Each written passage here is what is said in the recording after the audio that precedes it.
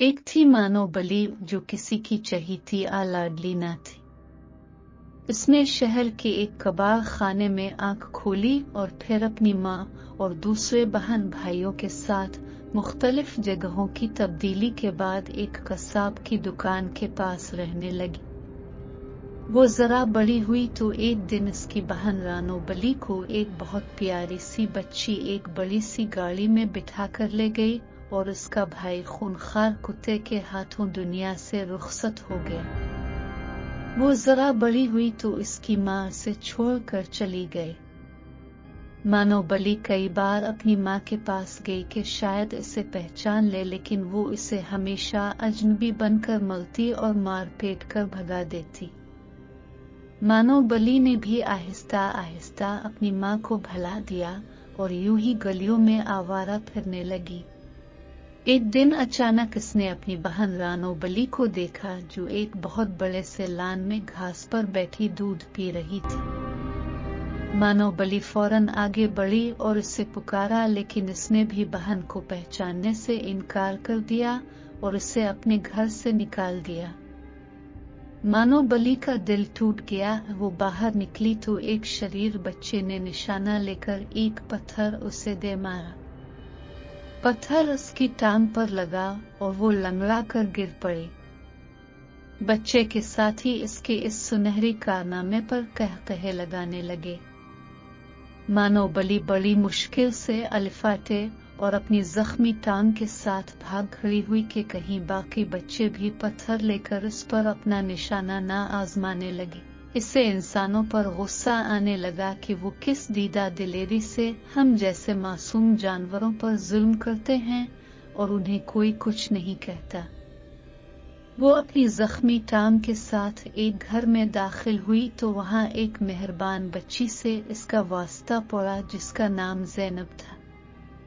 ज़ैनब को उसकी हालत पर बहुत तरस आया। कुछ देर बाद वो इसके लिए एक प्याले में दूध ले आई। मानो पहले तो झिझकी, उसे भूख भी जोरों की लगी हुई थी।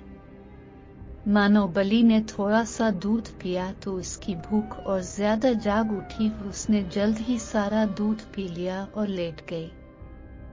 ज़ैनब अंदर चली गई तो मानो बली ने भागने का सोचा, मगर अपने इस नए मेहरबान दोस्त को छोड़ने को इसका जीना चाहा।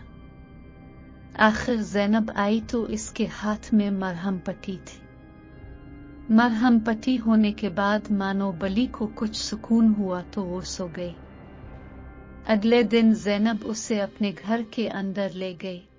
इसके वालिदैन भी मानो बली को मेहरबान और अच्छे मालूम हुए, चुनांचे जल्द ही वो इस घर में घर के एक फर्द की तरह रहने लगी। मानो बली का दिल वहां लग गया। इन सब की मेहरबानियों का सिला इसने ये दिया कि इस घर में से तमाम चूहों को घर छोड़ने पर मजबूर कर दिया। लाल बेग और दूसरे कीड़े मकोड़े भी इसने खत्म कर डाले। जब से वो इस घर में आई थी चूहों की जान पर बनी हुई थी। उनका कोई हरबा कामयाब न होता। मानो बली झट उन्हें पकड़ती और खा जाती। अच्छा के ना आराम और सबकी तवज्जो मिलने लगी तो मानो बली आहिस्ता आहिस्ता काम चूर होने लगी। खा पी कर वो सारा दिन और रात सोती रहती। अक्सर चोरी छुपे दूध भी पी लेती, कभी दूसरी चीजें भी चुपके से हड़प कर जाती। ज्यादा खाने की वजह से मानो बली बहुत मोटी हो गई। चलना फिर इसके लिए दूभर हो गया। एक रोज चूहों ने बावर्ची खाने में हिला बोला तो मानो बली उनके पीछे दौड़ी, मगर जल्द ही थक गई। चूहे भी मानो बली की कमजोरी जान गए थे।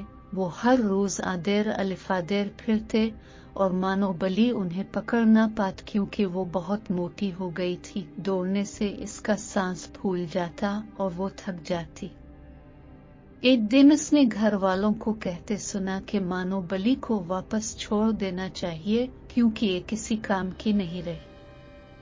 इतना सुनकर उसके होश अलिफाड़ गए। इसे अपना गलियों में फिरना, शरारती बच्चे का पत्थर मारना और गरीबी के दिन याद आ गए।